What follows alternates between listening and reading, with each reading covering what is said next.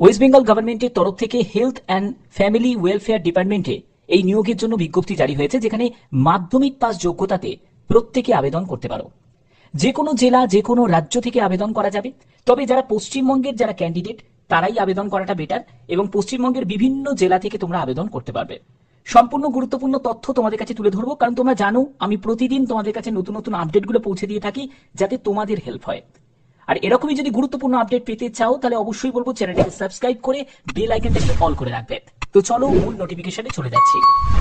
তো দেখতে পাচ্ছ আমি নোটিফিকেশনটা ওপেন করে নিয়েছি।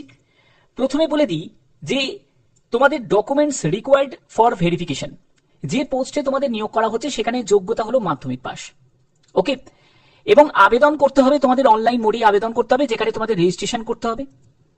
এবার তোমাদের one each self attested photocopy with self attested following that has to be that submitted. দেখো ফলোইং যেসব ডকুমেন্টস গুলো সঙ্গে অ্যাটাচ করতে হবে, করে তোমাকে পাঠাতে হবে, সেই সব ডকুমেন্টস গুলো কি কি, যেমন হচ্ছে অ্যাডমিট কার্ড অফ মাধ্যমিক, তারপরে অল মার্কশিট, সেটাও কিন্তু তোমাদের মাধ্যমিকের মার্কশিট লাগছে, মাধ্যমিকের সার্টিফিকেট লাগছে, মাধ্যমিকের অ্যাডমিট কার্ড লাগছে, তারপরে ফটোকপি অফ ভোটার কার্ড অথবা আধার কার্ড, অথবা তোমাদের আধার অ্যাড্রেস যদি প্রুফ থাকে সেটা যে কোনো একটি, তারপরে ক্লিয়ার ফটোকপি অফ এক্সপিরিয়েন্স যদি কোনো কিছু থাকে তাহলে সেই সার্টিফিকেটও তুমি সঙ্গে দিতে পারো।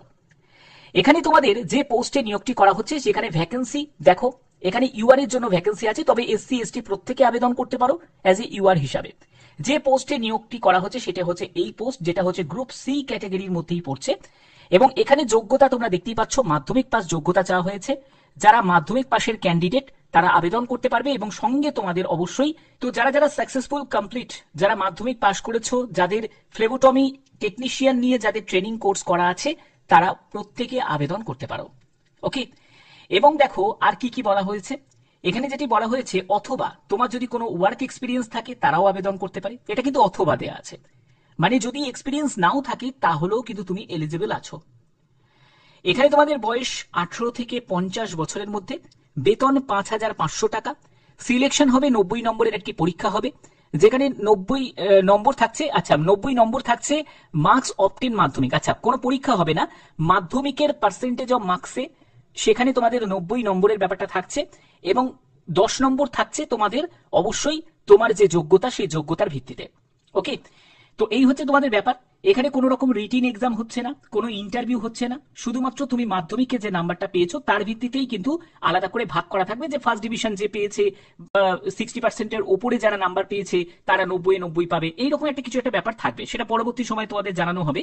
এবং অফিসিয়াল ওয়েবসাইট হচ্ছে এটা wbhealth.government.in। এখানে তোমাদের অনলাইনে আবেদন করতে হবে। অনলাইনে আবেদন কবে থেকে শুরু? 14ই আগস্ট থেকে তোমাদের অনলাইন আবেদনের যে পোর্টালটা সেটা শুরু, মানে অ্যাক্টিভ হয়ে যাবে। 20 আগস্ট পর্যন্ত তোমরা আবেদন করতে পারছো।